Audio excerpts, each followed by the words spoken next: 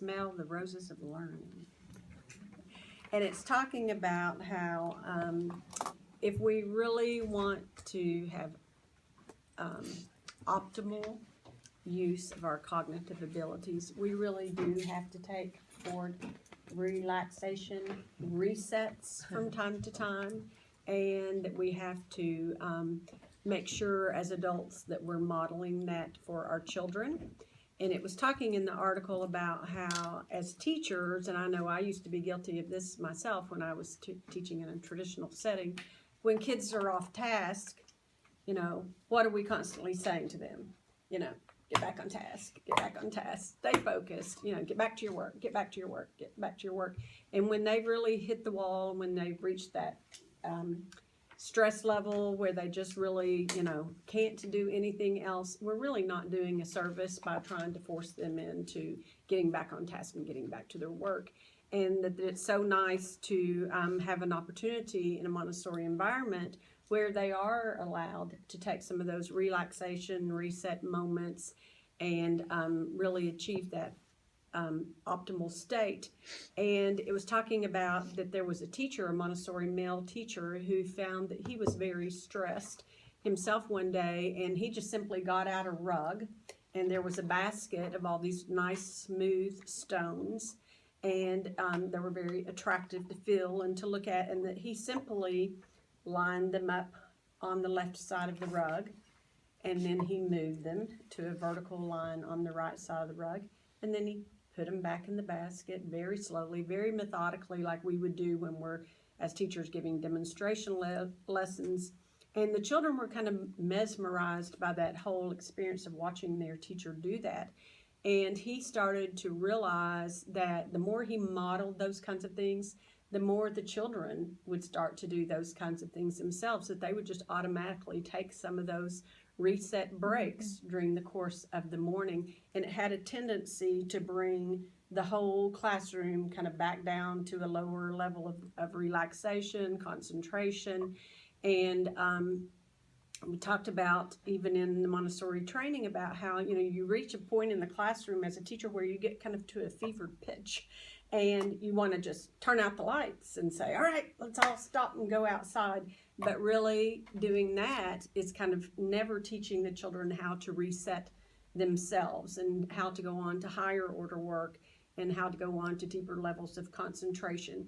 And it's really important for us as adults to model that. And this article was talking about Maria Montessori and what a genius that she was, because she was talking about optimal learning states. And it says, if you were a learner in her environment, you would know that movement and cognition are closely intertwined, and that movement can enhance thinking and learning.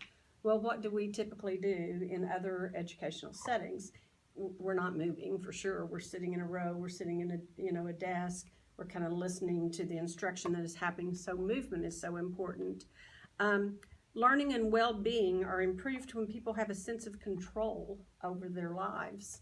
When things are being forced upon us, we don't feel like we have any control. We don't have any choice. And so these children are making choices in the Montessori environment every single day about their learning.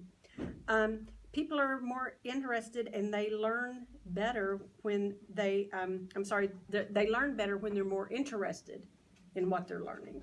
You know, instead of a forced curriculum, a forced feed of information, children in a Montessori environment get to kind of select the things that they're interested in and go into more depth with those. Tying extrinsic rewards to an activity like money for reading or high grades for tests negatively impacts motivation to engage in that activity when that reward is withdrawn. And I think I've talked about in these Montessori moments before how Maria Montessori actually did initially try to give rewards and prizes to the children. They weren't interested in it. They kind of simply tossed it aside. And so we know as adults what a good feeling we have when we know we've done the job well. I don't need somebody to hand me $1 for doing a job well. It kind of takes away the glory of the moment, if you will. And so extrinsic rewards not being as valuable as intrinsic rewards. Collaborative arrangements can be very conducive to learning. That's one of the great things, again, about the methodology is the kids can work together. They can help each other. They can help each other see their errors or ways that they need to correct their work. And it's okay. You can go back, you can change it, you can fix it. So they can support each other. Learning situated in meaningful contexts is deeper and richer than learning in abstract contexts. And order in the environment is so beneficial to children. And so all of these things all help to tap into that optimum brain development, and that we all just need to slow down, stay focused on the work at hand, but recognize that children need those opportunities to do things like practical life activities. They need to have snack. They need to be outside having that physical movement. They need to have socialization time.